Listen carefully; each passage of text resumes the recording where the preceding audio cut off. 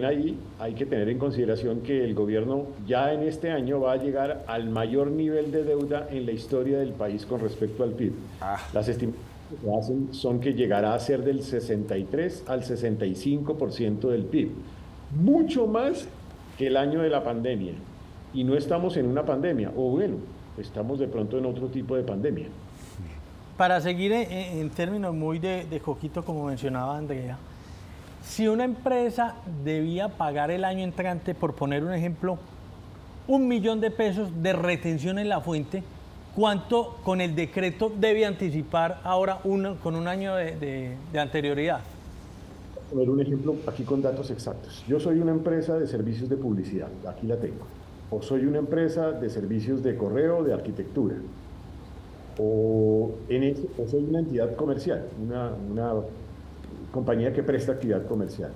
Si antes pagaba, en el año pasado pagué 1.000.000 de pesos en retención en la fuente, en este año voy a pagar 2.000.000 de pesos. Cuando hablamos de 1.000.000 suena poquito, pero es que las empresas pueden estar pagando muchísimo más y en proporción a sus ingresos, ese 1.000.000 de pesos puede ser muy significativo. Entonces ahí es donde yo digo que muchas personas jurídicas, o sea, empresarios, van a tener que endeudarse para terminar pagando esta retención en la fuente. Y lo peor de todo, ¿sabe qué? Es que ya lo vivimos. Lo vivimos con el impuesto de personas naturales. No sé si ustedes recordarán el año pasado en donde mucha gente tuvo que salir a endeudarse para pagar el impuesto de renta por una decisión igualita que nos habían aplicado hace un año, pero en ese caso para personas naturales. Entonces, el tema es delicado porque efectivamente en el sector minero significa 3 veces más, en el sector de entidades de servicios públicos 3 veces más, en el sector de telecomunicaciones 2 veces más, en el sector de comercio y servicios 2 veces más, y en algunos sectores agropecuarios e incluso de salud también más. O sea, realmente es en la mayoría de los sectores de la economía. ¿esto es una locura. ¿Esto es optativo o esto es obligatorio? Ya es obligatorio, es un decreto. Ahora, ¿qué pasa ahora con el decreto? Porque el decreto tiene otras cosillas. Voy a poner un ejemplo. Los curas, un padrecito que tiene su parroquia y que recibe sus emolumentos. Resulta que dentro del decreto también se contempla que se bajen las bases. Entonces el padrecito, cuando recibía 1.500.000, pagaba el anticipo. Ahora se les ocurrió que tenía que pagar desde los 400.000 pesos. O sea, bajaron la base. Por lo tanto, esos padrecitos que antes no pagaban, ahora van a terminar pagando. Estoy poniendo simplemente el ejemplo para que ustedes vean que esto no solamente pasa con el padrecito, sino con otras empresas a las cuales le están aplicando la misma cosa. No es solamente que se aumente la tarifa de retención, sino que también se bajan las bases de retención en la fuente. Entonces muchos más van a aparecer o van a terminar pagando adicional. Eso sobre todo aplica a microempresas y pequeñas empresas. Entonces, esto ya es decreto. Es un decreto que obviamente puede ser debatido jurídicamente, tiene que ser debatido ante el Consejo de Estado, o sea, el Consejo de Estado tiene que pronunciarse sobre esto.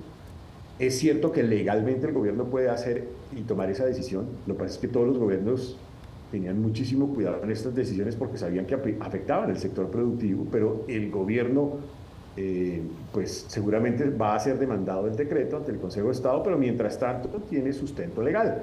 Y ese sustento legal significa que lo puede aplicar. Yo espero que el Consejo de Estado se pronuncie muy rápidamente porque de verdad aquí primero hay pues una acción casi que lesiva contra el sector productivo, en donde los pagos terminan siendo significativamente altos, por un lado. Y por el otro lado, esa disminución de la base de retención en la fuente podría alguien interpretarla como que se está imponiendo un impuesto. Y eso no es competencia del gobierno, es competencia del Congreso de la República. Y finalmente, porque esto tiene implicaciones severas sobre la economía, en materia fiscal y en materia productiva y empresarial. ¿El decreto tiene actividades exentas o es para todos? No, porque este es un decreto que aplica a todas las actividades que históricamente han pagado impuestos de renta. Entonces, todos aquellos que pagamos como empresas impuestos de renta, pues entramos dentro del decreto. Lo que cambia el decreto es la tarifa de retención en la fuente. Entonces, dependiendo de los sectores, cambian más o cambian menos. Y yo le iba a preguntar exactamente eso, ¿a qué sectores iba a afectar más? ¿Cuáles eran los que se iban a ver impactados de una forma más significativa a raíz de este decreto? Un sector que es muy de Antioquia, el sector minero, los sectores de servicios públicos, también muy sector de Antioquia, los sectores de telecomunicaciones, los sectores de servicios, los sectores de comercio y algunos sectores industriales. Más. Exministro y rector, esto pone una situación muy compleja en caso de que no se tumbe para el próximo gobierno. El que entre el año entrante entrará en una situación financiera complicada. Esto cambia el panorama de las finanzas de Colombia, que han sido tradicionalmente muy sanas. Mire, yo le voy a decir el escenario con este decreto al que vamos a llegar el 7 de agosto del 2026. Vamos a llegar con un país sin caja para poder cubrir las obligaciones de la nación de ese año, porque obviamente el gobierno va a gastarse buena parte de la caja a inicios del año, y como no va a haber suficiente caja, no va a haber suficiente caja para el periodo de agosto a diciembre del año 2026. Punto número 1. En ese momento, Colombia va a tener un déficit fiscal que algunos ya están estimando entre 6,8 y 7,5% del PIB. O sea, incluso podría llegar a ser tan alto como el del año de la pandemia. Tercero, vamos a tener el mayor nivel de deuda pública en la historia de Colombia, cerca del 63 al 65% del PIB.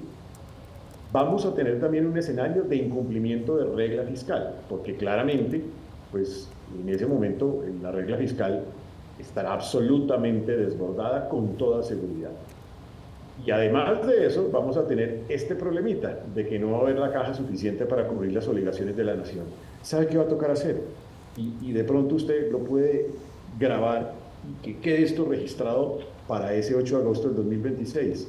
Muy seguramente el gobierno entrante va a tener que decretar una emergencia económica, porque cuando no hay plata con que cubrir las obligaciones de la nación, pues no hay alternativa distinta a decretar una emergencia económica y echar de todos los lados para ver cómo se soluciona ese problema fiscal en ese año. Es de enormes proporciones, no es un tema menor. Eso sin contar el efecto que tendrá en el 2025 sobre el sector productivo, que resulta que es el que genera crecimiento. Qué tristeza que en un año en donde se iba a recuperar el crecimiento, el sector productivo se ve afectado por la caja, que es por donde se quiebran las empresas. Ojo con eso. Allá iba mi pregunta. ¿Qué tanto va a impactar esto la caja del sector productivo? O sea, eso obviamente dependiendo del sector y de la actividad, el porcentaje es muy distinto, pero si uno pudiera hacer un promedio, ¿eso qué tanto puede impactar la caja de una actividad productiva? Es que depende mucho de las empresas, pero por ejemplo yo hago parte de un par de juntas directivas de 2 empresas y ya pedí el dato, y el dato es que se multiplicaron por 2 los pagos que tenía que hacer la entidad. ¿Y eso qué significa en proporción a las utilidades? Pues puede significar en proporción a las utilidades entre un 10 y un 15%. Pues, rector de la Universidad de EA, muchas gracias por habernos dado este tiempo. Lamentablemente a veces quedamos con la duda. ¿Será que estamos necesitando todos estos recursos porque estamos en campaña?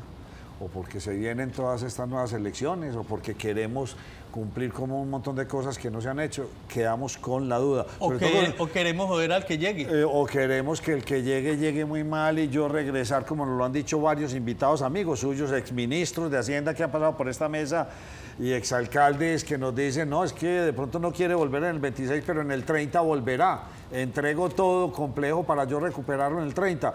Y todo esto hace parte de una estrategia. Pues eso podría ser, ¿sabe? Se me parece mucho a la Argentina cuando llega Macri. Y después de Macri, ¿quién llega?